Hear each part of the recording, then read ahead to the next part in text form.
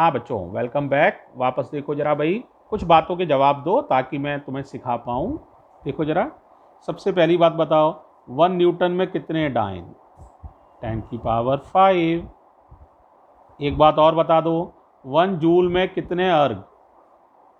10⁵7। अब आसान पूछ रहा हूँ, 1 मीटर में कितने सेंटीमीटर? बोलो।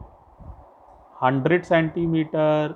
अब उल्टा पूछ रहा हूँ, 1 सेंटीमीटर में कितने मीटर? अब बताओ, 1 सेंटीमीटर में कितने मीटर? तो 1 सेंटीमीटर है ना, तो ये अपॉन में चला जाएगा बेटे, है ना। तो ऊपर लाओगे तो 10⁻² मीटर। एक और पूछ रहा हूँ, 1 किलोग्राम में कितने ग्राम? ये तो याद ही है, तो 10⁻³ ग्राम, यानी 1000 ग्राम। ठीक है भाई। एक और पूछ रहा हूं, 1 ग्राम में कितने किलोग्राम?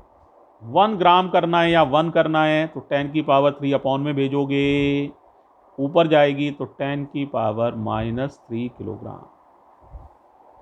एक और देख लो, 1 मिनट में कितने सेकंड? 1 मिनट में कितने सेकंड? 60। सही जवाब। अच्छा, एक और देखो, 1 सेकंड में कितने मिनट? ये 60 कहाँ चला जाएगा? अपॉन में, तो 1/60। ये बातें बेटा बहुत ओबियस हैं और ये हमें उम्मीद है सारी ही आपको याद होंगी, है ना। तो ये छोटा सा एक रिवीजन है जो हमें याद है। अभी हम टॉपिक पर अब आएंगे रिवीजन के बाद। तो देखो, शुरुआत हम कैपिटल जी से ही करते हैं, ध्यान से देखिएगा। और जी की वैल्यू हम MKS से CGS में ट्रांसफ़र करेंगे, लेकिन हम फॉर्मूले के अलावा डायरेक्ट मेथड से इसको करेंगे। ठीक है, क्वेश्चन सेम है, करने का ढंग थोड़ा सा चेंज हो जाएगा। तो क्वेश्चन क्या है? जी की वैल्यू है 6.67 इंटू 10⁻11 न्यूटन मीटर स्क्वायर पर किलोग्राम स्क्वायर। ठीक है, convert this value in CGS units. ये क्वेश्चन है। क्लियर है बच्चों? तो अब रेडी हो जाओ, तुम लोग को थोड़ी थोड़ी हेल्प करनी है। सारे बच्चों को डायरेक्ट है, आराम से कर लोगे, बहुत ही आसान है, जरा केयरफुल हो जाना भाई। तो ये वैल्यू थी 6.67 इंटू 10⁻11। अब ध्यान देना, न्यूटन नहीं चाहिए, CGS में तो डाइन चाहिए। तो बताओ, न्यूटन में कितने डाइन होते हैं? तो 1 न्यूटन में 10⁵ डाइन होते हैं। तो मैंने न्यूटन वर्ड को हटा दिया, यहाँ लिख दिया 10⁵ डाइन। कोई दिक्कत नहीं होनी चाहिए। मीटर में हटा के सेंटीमीटर चाहिए। तो मीटर में कितने सेंटीमीटर होते हैं? 100। स्क्वायर है ना, तो 100 कितनी बार लिखोगे? देखो, स्क्वायर लगा है फॉर्मूले में, तो 100 लिखेंगे 2 बार। तो मैं लिख दिया 100 इंटू 100। अब ये मीटर हट जाएगा, यहाँ आ जाएगा सेंटीमीटर स्क्वायर। मीटर की जगह सेंटीमीटर स्क्वायर। 100 2 बार क्यों लिखा? क्योंकि 1 मीटर में 100 सेंटीमीटर होते हैं। स्क्वायर का मतलब 2 बार लिखो। अगर तुम्हें मेरी बात समझ में आ गई है तो अगला खुद बताओ। यहाँ किलोग्राम स्क्वायर हटाना है, ग्राम स्क्वायर लाना है। कैसे लाओगे?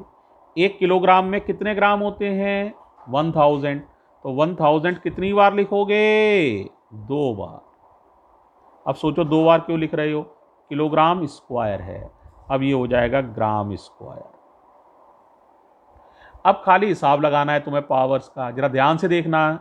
देखो, 5 पावर ये हैं, 5 और 2 ये हो गई 7, 7 और 2 9, 9 में से 3 ये चली गई 6, 3 ये चली गई 3। फिर दोबारा देख लो, 5 और 2 पावर ये 7, 2 पावर ये 9, 9 में से 3 चली गई 6, 6 में से फिर 3 चली गई 3, या तो ऐसे समझ लो, या ऐसे समझ सकते हो 1 2 3 4, 1 2 3 4, 5 में से 2 पावर चली गई 3, तो 3 ये और माइनस की 11 है, -11 और प्लस की 3 तो -8, तो आंसर आ जाएगा 6.67 इंटू 10 की power -8 dyne centimetre square upon gram square. अगर आप पिछला वाला आंसर देखो तो इतना ही है, एक बार मैं तुम्हें दिखा देता हूँ, ये अभी वाला है, अब पेज पलटूंगा तो पिछले वाला दिखेगा, देखो ये पिछले वाला है, यही था, ये अब वाला है, सेम है, देखो दिख रहा है, ठीक है। तो बच्चों इस तरह से बड़ी आसानी से आप लोग यूनिट कन्वर्जन ये सिंपल मेथड से भी कर सकते हो, इसमें कोई फॉर्मूले की नीड ज़्यादा नहीं होती है बेटा, ठीक है। तो ये इस तरह से है। और देखो एक आध सवाल तो और क्लियरिटी बढ़ जाएगी आपकी, इसे डायरेक्ट मेथड कहते हैं, है ना।